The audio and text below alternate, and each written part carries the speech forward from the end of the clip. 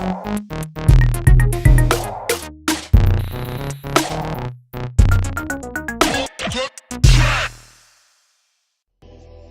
to podcast number 5, I think.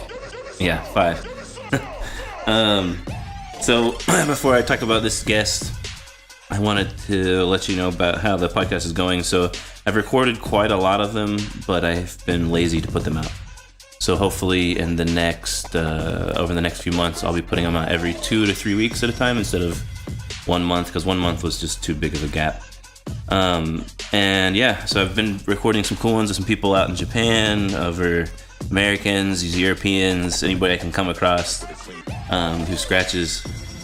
And yeah, so I will be at Music Messe and community scratch games in the next month.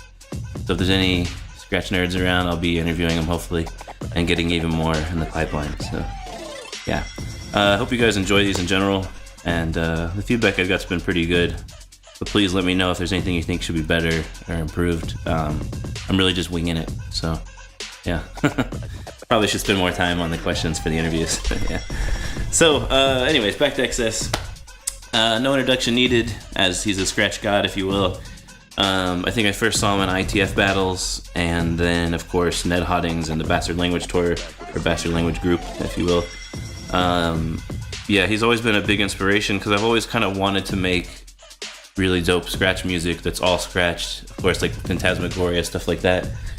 But of course I've never done it to the fullest, but it's something I've always wanted to do and aspired to do. And I think a lot of scratch guys always also look at that as kind of a wish list, a bucket list of things they would like to do, make music like that. Yeah, so recently, well, not so recently now, but in the last summer, he released a map in the Playground app, and I gotta kind of work with him on that, just bug him for images and sounds and stuff. And he just super nice, like down to earth, chill guy. Extremely nice. If you ever see him at a concert or something, just go talk to him. He's got a lot of cool stories, and he's just really a good guy. So yeah, so first up, I'll start with a video of his performance at the LA Invitational Battle.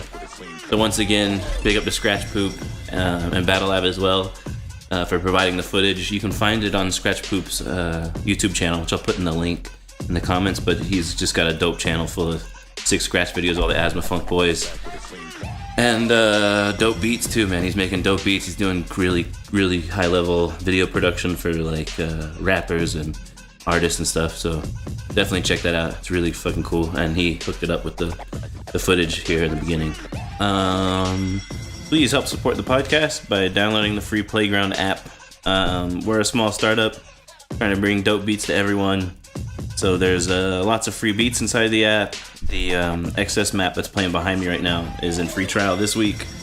You can also subscribe for less than a mocha latte, some other fancy Starbucks coffee. And that'll give you full reign to any of the beats in the app, so you can get your freak on. And then of course, you know, helping support the artist is a big thing. Like all these guys in there, it's a bunch of scratch guys, a bunch of producers. And anything if you buy the tracks or if you pay for subscription, whatever you play, the money goes to them. So it's also a good way to help support our scene, because they're very small. So, yeah, at least try it out. I think you'll have fun. I guarantee you'll have fun, and you'll be addictive. And maybe for the purists out there, they're like, it's not finger drumming, it's not real, man. Like, yeah, it's a different way of swiping and playing a beat, and it's quantized. But like, that's not the point. The point is it's fun.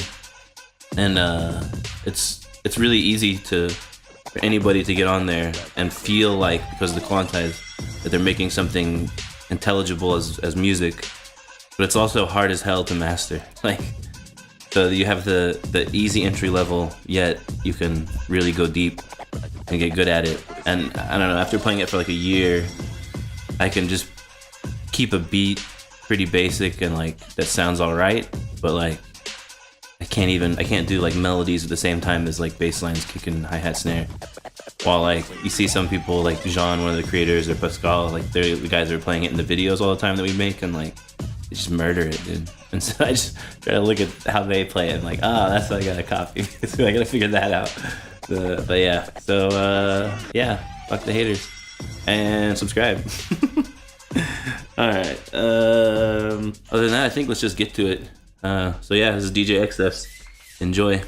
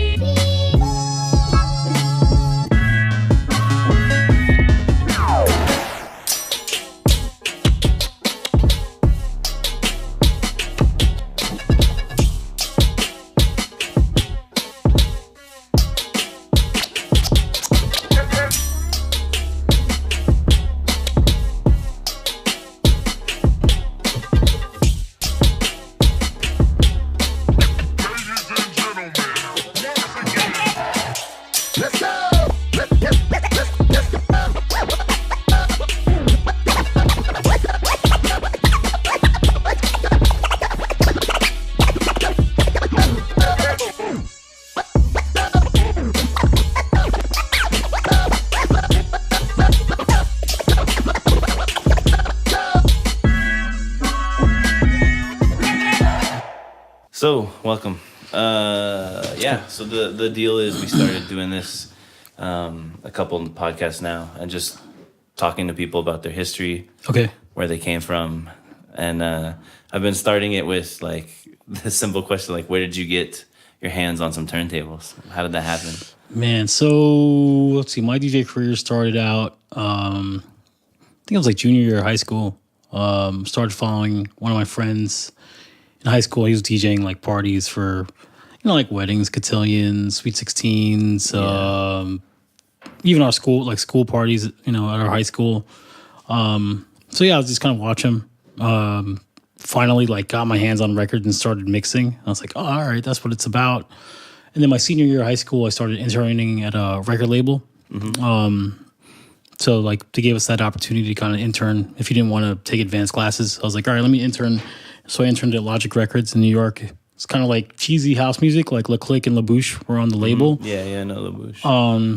But it was cool. It like taught me about, I was into house and it also taught me a lot about kind of like the music business and how certain things were kind of shady, like sound scans were kind of shady. Yeah. And then during that time, I think I watched, it was like a 94, it was a 94 video, I think Worlds of Raider winning in Italy. He won the Worlds DMC. And I was like, damn, that looks crazy. I want to start doing that. Like, I don't want to just DJ and get notoriety not doing anything. I was like, I want to get into that. Yeah. So yeah, I just started getting into scratching more. Got into juggling a little bit. Then I entered 98 ITF. I think I placed like 10th out of 10. Was that like the first big one you entered? Yeah. Yeah. It was like the ITF scratching, Western Hemisphere scratching. Where was that at? Was that in New York? Yeah, that was in New York. That was who won that year? I think Craze won. I think. Yeah. Like Precise was in there. I think Bad Rock. Yeah, I literally placed like last. So I was like, all right, whatever. Then got back into it, 99. ITF and won USA. Not even won USA, I'm sorry. I won New York. Went out for the US. Lost to Mike C in that grueling battle. That was a tough one. Yeah. Then I was like, all right, let me do it one more time. Then 2000 finally won in LA. So I had some good battles versus Golden Child and Golden Child. Tropic. And then, and I was like, I did DMC, I think, after that. And then I remember I was doing my routine in like a tugboat. It was outdoors, so like a tugboat like tugged its horn during my routine. So during my routine, I hear, and it's just, I was like, man, threw you off? Yeah, I was like, I feel like I practiced all that time for just that. And I was like, damn, that sucks, dude. Let me just work on music. So I'm good. Yeah, that was it? That was the end of my battle career, 2000. Wow, yeah. That's funny. Like when you were doing all those, like how much time were you spending on that? Like out of your year, was it focused on, just everything was focused on that? Pretty much. I mean, because you're probably, so that was like, how old were you? I was probably like, maybe in college, maybe it was like freshman year of college or something. So you're going to school at the same time? Yeah, I was taking some classes, and I noticed myself not going to class. Like I was hanging out at the record station, a radio station, at the school I was going to, and jacking records from them. And like, so you were doing like an audiovisual type degree, or what were you doing? No, I wanted to actually be a physical therapist. Oh, yeah. So I played tennis throughout my younger years, competitively a little bit in high school. Oh, really? Yeah, so like I used to teach a little bit. So I was like, let me get into physical therapy, sports medicine. I was like, that's pretty it's fun, get to just kind of be around the ATP tour, like tennis tour, if anything. And then I just, I think I bombed chemistry, and I was like, all right, let me rethink this. This is not working. So, I just kind of just kept on going with music. My parents luckily let me do my thing, and so no turning back from that point. I mean, knock on wood, been able to make a pretty decent living off of it, so. Yeah, that's really nice. So then, were you always in New York? Because I feel like you're associated with people from, like Chicago and yeah. Well, people always think I'm from the Bay. It's like, oh, you're Filipino, you're a DJ. Oh, you're from the Bay. No, I'm from the Bay for sure. Like. Yeah. No, I'm from. Yeah, I've always been in New York. I mean, I lived in Miami for 2 years. So from 2002 to 2004, I started a DJ program with a friend from New York who went to SAE in Nashville, and he was like, hey, I got this opportunity to do a DJ program in the Miami school that's opening up. Do you want to write it with me? And I was like, yeah, that's cool. And that's kind of running Style Wars at the time too. So I was like, all right, it's an interesting thing. I never thought about it, but let me try it out. And I taught tennis. I was like, I could teach DJing. How hard could it be? So we wrote the curriculum. And we were kind of back and forth. Like I'd be out there for maybe 6 weeks. He'd be out there for 6 weeks. Mm-hmm. So we ran that till about 2004. Then I came back to New York. Kind of got homesick. There's some really cool people, DJs like Immortal. I kicked it with this guy KNS. People at the school at SAE. Right. I got to learn a lot about kind of music production, audio engineering, being there. But I was like, I was homesick. I was like, man, this is and also. I was lost. I was like, there's no Waze or Google Maps. So it's like trying to find stuff and like print it out on MapQuest, I'm like, that's dude. Those years. Yeah, and then, you're stuck in like Hialeah and you're lost and you might get robbed. End up in the Everglades or something. Yeah, so I came back to New York, and then I taught at Scratch Academy from 2004 to 2010. How did that come about, Scratch Academy? So I think it was Merge who was teaching there at the time, and then he just asked me to come in and do maybe like a guest spot. So Scratch Academy, every level, like there'd be like a guest instructor. Mm-hmm. So I came in, I did a guest spot. Then I think I started filling in for him when he was out of town. Yeah. And then so I was teaching more of the turntablist stuff at first, like scratching classes at first. Then I got more into regular DJ classes. And then I started, I don't even know if they had music production, but I ended up writing their Ableton curriculum. So it was cool. I got to meet, like, I think Gerhard from Ableton came in from Germany, and he came to the school, and it was just, I guess he wanted to see if we were presenting the software the right way. Right. So So it was cool to like meet him. So yeah, I was there up until like 2010. I kind of capped my. At the time, I was like, well, I just there's not much more I could do here. So then I moved on to Dubspot, and I was there from 2010 to 2017. Yeah. So it's pretty recent up until it closed. That's what I mean. I learned a lot there. I mean, Dub, we had some amazing students, amazing instructors, artists. So you've been a teacher basically forever. Yeah, Like I mean that's why everyone's been like, dude, where have you been? Like you haven't put out music in so long. I mean, during the time, during the time of Miami, I think, or before that, we did Bachelor Language, and then during the time I was at Scratch Academy, I think. What did we do? I don't know if I'm sure I went on a tour during that time. And then while I was at Dubspot, then we did the Rock Hard Bastards tour, me, Toad, and D. So we did that in Europe. And then I think a year or two after, me and Toad did like a mini tour in Japan. Right. So we did that. So it's like I was doing stuff. I just, but you were it was just kind of interesting that you've always been a teacher, like from tennis, from the thing you're into, to switching it up to scratching and DJing. And yeah, kind of. Yeah. I mean, I don't know. It's weird. Like I think maybe it just, I got into analyzing things, and I think the easier you could talk to someone and explain it, the more internalized it becomes. Other instructors tell me that, like, they'll tell me like, dude, when I was at Dubspot, I didn't really know what I was teaching, but like, fake it till you make it, and eventually like it just became something that they every day internal, just back of their hand kind of thing. Yeah. So then if we think about going back to Bastard Language Tour and all these guys, like how did you even link up with all these guys? Because from an outsider's perspective, you guys are all in different little regions, similar styles of scratching and interests, but like all of a sudden there was just a super group of it was like all their scratchers. How did it work out?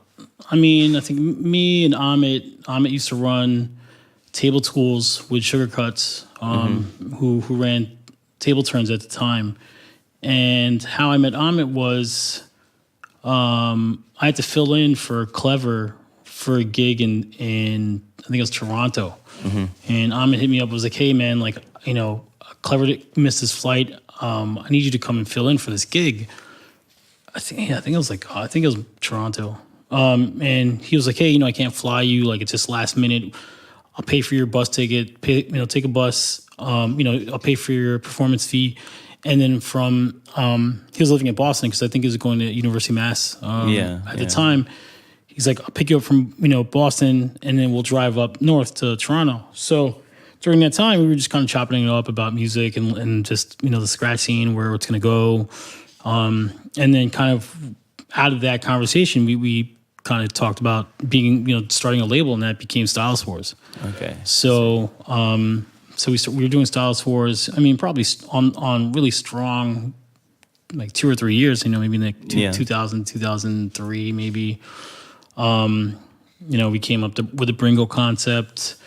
And then, during the battles season, I already met Precise through ITF. And he was telling me about Toad Style. He was like, yo, there's these really dope scratchers that I kick it with in Chicago, Toad. This dude Dario. You got to link up with him. You got to meet him. And I guess maybe Precise told Toad about me as well. So, right. So those guys, 3 of them, and I guess a couple of other friends, they take a bus from Chicago all the way to New York for the Allies All-Star Beatdown. So we're at some like hotel. I think we're about to session, and I see Toad, and he sees me, and we start cutting in front of one another. There's a big session, but we notice each other holding back. Like we're like, he was kind of doing stuff, but I know he could kill it. And then I was kind of doing stuff, but he knew I could do more, and we just looked at each other and started laughing, and then we were like, all right, we know what's up. So I think we started working on music with Toad. We had him come out to New York. We had a cool loft that we were living living out in Williamsburg, which is now ridiculous. Like, Yeah, super expensive. yeah, super expensive. I mean, Ultra overpriced. Cool yeah, spot. I mean, it was amazing what we had at the time. So yeah, he came out there for a couple of months.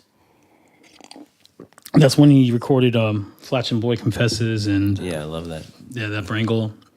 Yeah, I think that was the first Brangle we put out. And then we started working on music.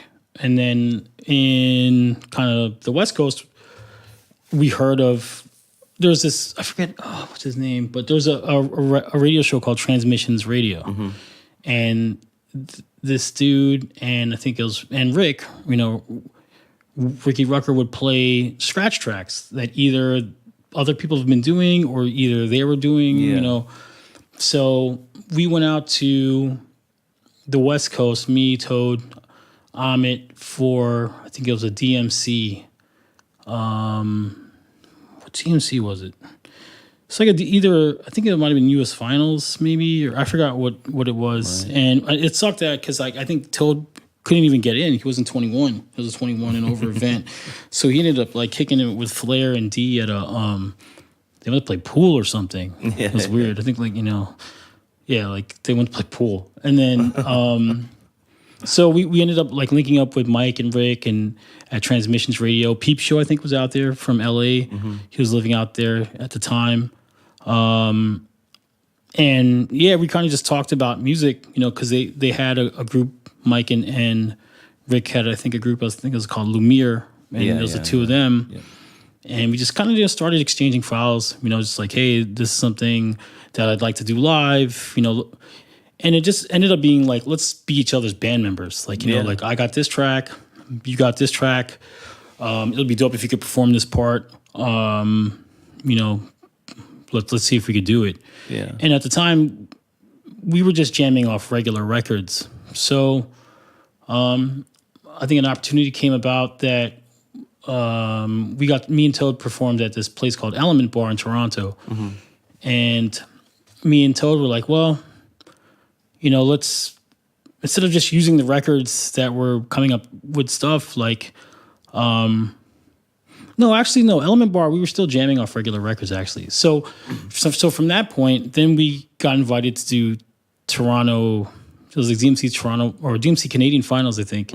So we opened up for D. Yeah. And during that performance, that's when we started using like a loop pedal. I mean, we used the loop pedal in the Toronto Element Bar show, but we used the loop pedal at the DMC Canadian Finals that me and Toad did.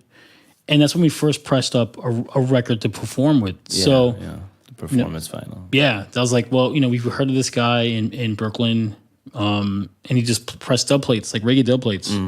So we go there, we didn't know what to expect. And, the guy's like, hey, what's your sound, man? And I'm like, scratch sound?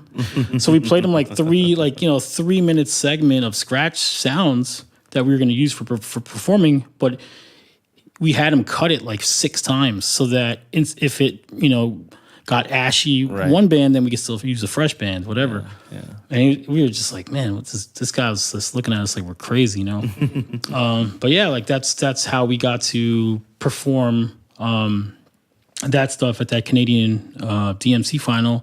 And then that's where D was like, oh, you guys are doing some cool stuff, And then like it just started kind of working out that, me and Toad contacted Mike, and then it just, it kind of just happened. We came up with Ned Hoddings. And then, for when Dave invited us to do, to open up for them at the Phantasmagoria release party at Knitting Factory, that's when we kind of just got the tunes together. And it was mainly Rick, Mike, and Toad. I mean, me and Toad had a jam that we did at the Canadian DMC final, but most of those tracks were, Rick, Mike, Toad, and what we would do is we'd send each other the full song, the part that we wanted the person to perform, and how it would be laid out on vinyl.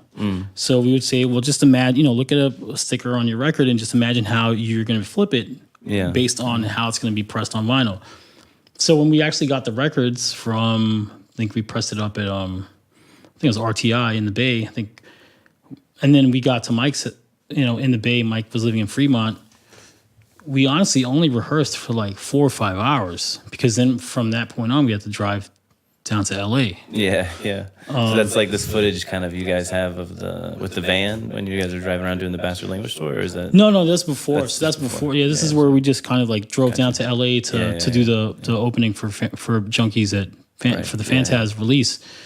But yeah, we didn't get to rehearse too much, but that's the thing. We knew each other's songs so well, and we knew the parts and kind of practiced it physically on a record that once we had the record in our hands, the show vinyl, then we were like, oh, it's cake. You know, we actually have the sounds. We could hear what we're doing. Yeah, yeah. So, I mean, that show, was great. And, but then, like we started working on, like Mike and Rick started working on Sketchbook. Yeah. I put out Lolly, around that time frame, 04. Yeah. So, it's kind of just, that's how I think it came to fruition. I mean, it definitely was, if it wasn't for Dave being, giving us that opportunity, it wouldn't have happened, Yeah. But that Dave really, he believes in ability and music and, where he thinks the scratch music scene should be and he'd like to see it at. And I think that's why he kind of invited us. And, then the Bastard Language tour, like, I guess after we did the Knitting Factory stuff, Daddy Kev was doing a lot of touring stuff and managing with for I think AWOL 1. Yeah. Daddy Kev used to do Concrete Jungle in LA, and so this is way before Low End, but he's like, hey man, Kev could like be our tour manager and book these shows. Fat Jack could, kind of be support with us too and jam out with us. And Byron, who's Dave's brother-in-law, could, just be the videographer and we could just put out a DVD of it. Yeah. And that's kind of what came about. Like people were doing their own songs and, Rick did a couple of tracks, Mike did a couple tracks, and then during that time I think Sketchbook came out, so we were already performing Listen off of Sketchbook, which is kind of the cut that me and D and Toad were all like featured on, on that album. So then who created that Listen? Like, do you guys all create it together, you three, or what? That's Mike's track. Yeah, so that's really Mike, and I'm sure Rick maybe contributed also. One of my favorite ones. Like, whenever people will be like, what are you listening to there? What's the scratch music? You're like, oh, I'll play you this real quick. Yeah. Have a listen to this. I mean, I was just talking to someone at the festival yesterday, and they were like, they thought I did Sketchbook with Mike and Rick, and they're like, I played this album for people who are totally oblivious to scratching and they could tolerate it. And that's the thing. It's like, just because you make scratch music doesn't mean everything's got to be scratched. It's like you gotta kind of pick your moments. So that's I think after that BLT that was fun doing that. Being on a crazy van tour like that was a new experience. Playing small little cities but we knew in the long run those small little cities would reach a broader audience once we captured the footage. We're in like Eugene, Oregon, and I mean, I saw the DVD. Friends bought it in Austin. Yeah, when it came out. It was cool. Like I mean, So that's kind of how that happened. Yeah, that's dope. About the musicality stuff. I mean, that kind of, in a way, to me, seems like a bit of a high watermark for like somebody publicly performing turntable music, But I started to come across people recently, like international people that I never saw, I never got exposure to. Yeah. And they're doing all scratch stuff that's just like real interesting, real musical, real technical. Yeah. But is there anybody else you've noticed around? Like, I don't know. And then, I mean, honestly, it's like probably this weekend is the most scratch music that I've been, that I've encountered in the past. Yeah. I mean, even coming from last year, I mean, hearing of Red Mist and hearing of, Scratch Lords, meeting them and them inviting me out for Super Scratch Sundays. And, I mean, I just feel like there's a lot of music out there. Just like there are a lot of bedroom DJs out there. I'm sure there's bedroom musicians, and it's it's tough because especially it seems like a lot of these bedroom DJs who are sick are in random small cities. You know, so I was talking to Camilix, and he's in a small town, and Vazi's in a small town, and Eprom's in a small town. And I was under the impression they're all in like this one, either maybe in Krakow, I don't know, or Warsaw, I don't know. Yeah. And I was like Rafik, Uncut, small towns in Germany. Yeah. You know, and I was like, man, if these guys were in like one city, like in LA or New York, somewhere with a lot of exposure, it'd be ridiculous because, you know, you could be around each other all the time. But you got to take advantage of the internet. I mean, that's kind of what, you know, it's there for. You really want, it gives you the ability to communicate with one another, send each other files, send each other ideas. I mean, of course, it's fun to jam, you know. Yeah. And you know, like when we were coming up with Bachelor Language stuff, I mean, that was probably one of the most enjoyable parts of the process. You know, the process, like being at Dave's house and just like jamming out and, you know, going through records and digging for records, and that was, you know, so you don't get that trading files over the internet. Yeah. But still, you get the exchange of ideas. You know? Yeah, I thought it was interesting because I didn't expect you to say that, actually. Like, I expected somehow you guys were all in a similar area for a big chunk of time and getting together, and I didn't expect you to, like, I'll send him the parts and he can learn the part. And yeah, because Mike and Rick were there in the Bay.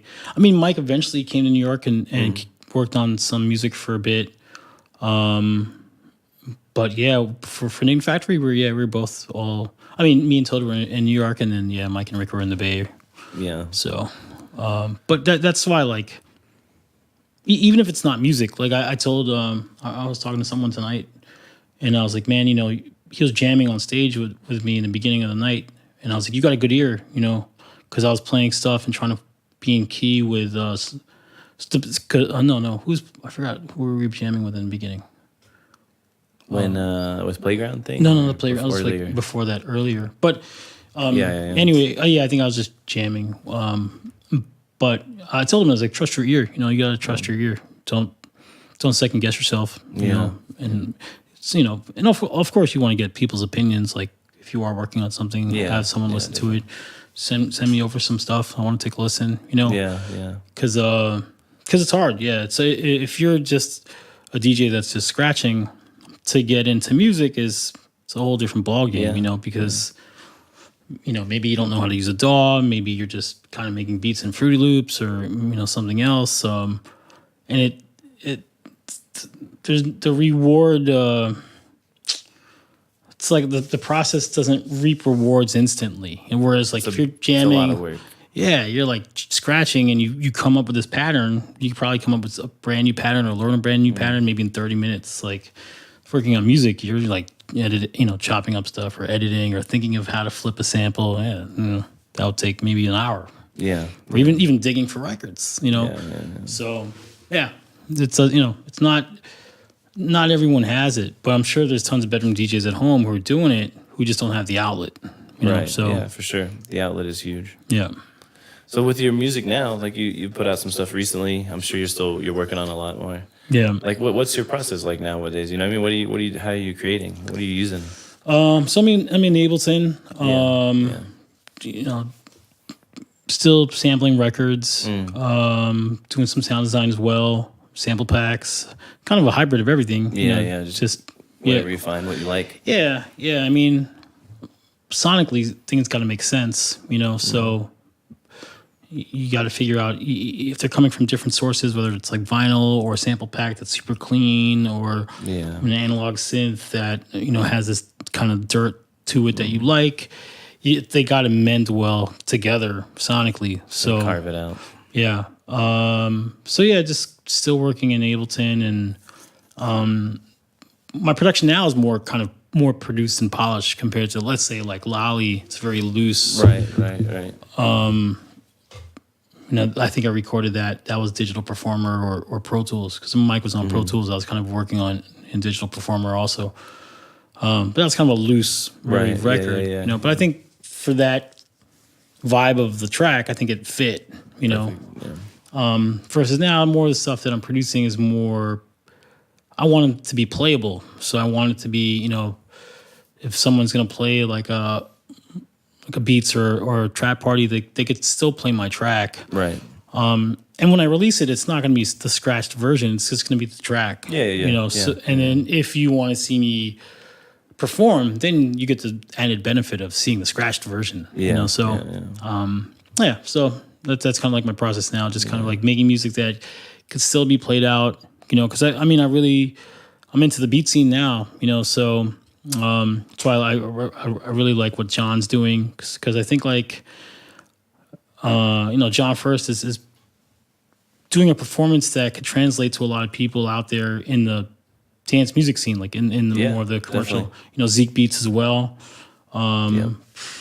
Craze, of course, so, it's like, I think, like you have to find like a style in playing out that kind of reaches a more broader common denominator. Yeah, without a doubt. Yeah. And that's how they can even get into the more technical, scratch nerdy stuff as well. Yeah. It's a good entryway. Exactly. Yeah, you can't just force feed them like this nerdy stuff. Yeah. And of course, like we all have moments where we want that. It's just like guitarists. If they're gonna practice shredding, you just can't shred at a concert like all night long. You got to be able to play.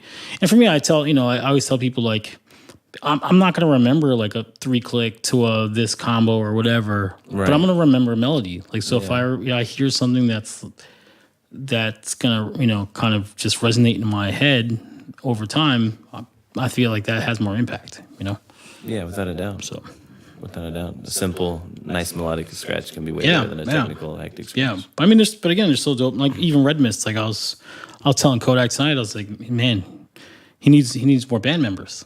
Like he had more band members. Oh, really? Chili. Yeah. Oh man. He has a group, Modus Operandi, but Oh, that's right. Yeah. But the two other dudes, and they did a similar thing. I actually thought of that in parallel when you're talking about. So they did something at dub Sample plates. last year, right? Yeah. So last year they printed up dub plates for their show vinyl and came over, but the other two guys just couldn't make it this year. And he recently moved to Germany as well to be closer to Europe and link up with people. Who Red Mist? Yeah. Oh, He's okay. living in Berlin. Oh, Yeah. cool. We'll be there next weekend. Oh, cool. Yeah. Yeah. Definitely, like you hear it, you just wish like there was like another element that someone somebody could do else live. running the hi-hats and somebody else doing the bass. And Yeah. Yeah, it was made for it, for sure. His set's made for it. He's just doing a stripped-down version by himself. Yeah. The guys aren't here. Yeah. But, it's one of those things where even my stuff, like, I don't have, I'm doing it by myself. So, it's like I'll perform one element, but then have it actually printed in the track maybe the next 8 bars later, and then do another element on top of that. Right.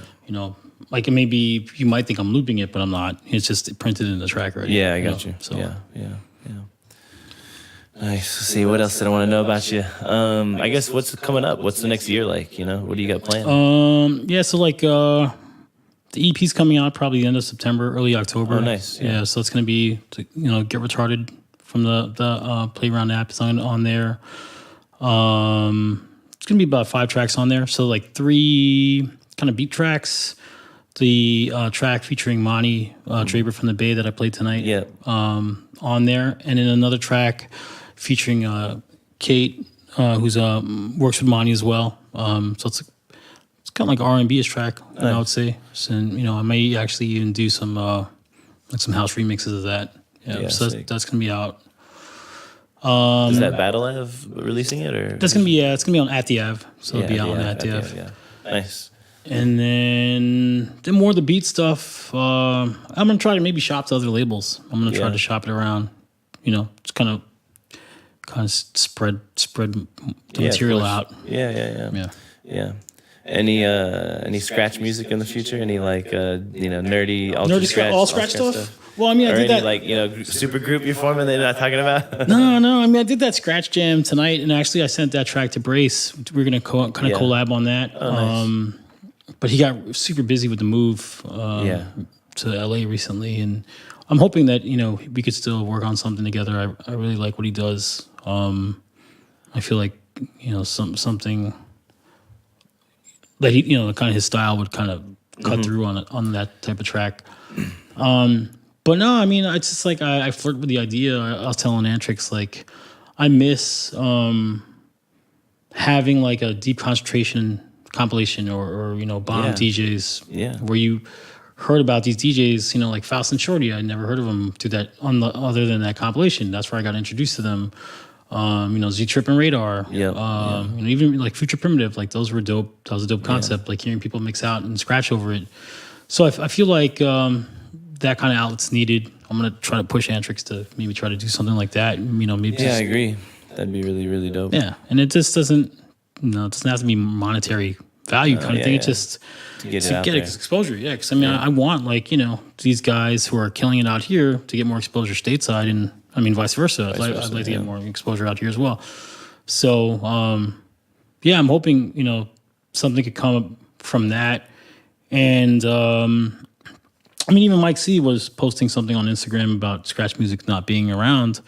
It's missing. That's what I'm thinking. But I see people doing it. I see pockets, They're not getting exposure. Yeah, that's the thing. It's the exposure, and it's exposure, but also refining it too. It's like you gotta sonically. It's gotta sound right. Think the elements gotta cut through. So there's kind of like that polishing. Like C2C are still touring, they still are around. Yeah, they still do the tours constantly. Yeah, like those guys I appreciate a lot, like C2C and Brady Nam Nam. Like they took scratching and they they wanted to push it to a bigger audience. Yeah. And they did. So it's possible. That's the thing. It's possible to get all these people into scratching. Even Zeke Beats again. He's playing beat like really big festivals, and he's doing doubles, and he's ripping over tracks, and crowds are going bananas. So it's possible. It's just you got to present it in a maybe a more polished way. Right. Versus just us, being at home at the crib scratching over like a 4-bar loop that doesn't move. So it's like you need some movement. That's why I really liked Granger's Delusion set, because like Lewis's stuff is moving, like it's constantly kind of changing. And it's open enough for there to be scratching. Sometimes beats are just too dense. Like no matter what you do, your cuts won't cut through. That needs to be a bit stripped down if you're going to feature the cuts, without a doubt. Yeah. So. Yeah, I guess I don't have anything else to bug you about. That's good. That's good. That's cool. I guess there was a lot of people that were like, ask him about Toadstyle. Tell him about Toadstyle. Talk about Toadstyle. Yeah, I know. Ask him what's up with Switchblade Sermons 2. Where's this? But last time I talked to Toad, he said Sermons 2 was going to be out last November. But then he said like he was having some computer issues. His computer's crashed on him a couple times. Yeah. Because like he's been using like an older version of Fruity Loops on an older PC, and he just he didn't. I don't know. At the time, he didn't want to change, so I'm not sure if he's still using that setup. But it's tough. From my perspective, he created a lot of monsters. That's the thing. So the big thing to live up to. Yeah. And, so it's like, it's a big thing to live up to, because people are looking at the next thing to, bite or, just be ultra critics. Or just be critical of it. It's like a lose-lose situation, actually, kind of in a way. But, whatever he does, it's, he's probably going to set a trend in doing it. So, because, but the thing is, like, technically, there's just so much going on, but still, there's tons of patterns on Switchblade Sermons 1 that I don't hear people doing. There's tons of patterns on Frowns of Funk with Flare and D that I don't hear people doing. As technical as we get, the timing of patterns will always change, and that's what gives you kind of the funk, like kind of catching the insides of beats instead of on the ones, and just kind of giving stuff space at times, and not just going, full on, 100%. So, So I feel like technically, if no other scratches came out now, scratching could still progress, because it's still a matter of how you flip it and how you, combine everything. This weekend we've seen a million styles. Like it's crazy. Every style of cutting, that weird styles, interesting styles, creative styles, super hype, fast styles. Power cuts and it's such a high level of scratching. Like I tell these guys, man, you guys are killing it. Like I can't really fuck with it. Like like I do this limited amount of scratches, because it's like I'm not scratching 6 hours a day or something like I used to. And when I try to learn something, I do it at home, but sometimes you just can't do it out in public and flow. Yeah, of course. But for me, the music is always like on the forefront before the scratching. Scratching is like more of an added performance thing for me, but I want people to be able to relate to the music. Yeah. So I mean, a track like Lolly, like there's no solo cuts on there. No, so it's just vibes. Yeah, there's some nozzle releases that they've done some stuff where it's just you wouldn't notice a little bit of scratch on the hi hats or a little accent on this and that, but yeah, it's just music. And yeah. I love that. Yeah, it's cool. Like it doesn't. Yeah, you don't have to say it's scratch music. It's music. It's, music. Take a listen to it. It's music. Yeah, you hear a little wick here and there. Yeah. Nice. Yeah. I guess we should get back down there before. All right, cool. It's still early. We still got time to enjoy the rest of the festival. All right, let's do it. Thanks for doing it, man. Dude, no problem. Thank you. Awesome. Really appreciate it. Oh, yeah. Antrix is texting. I'll text him back. All right. Later.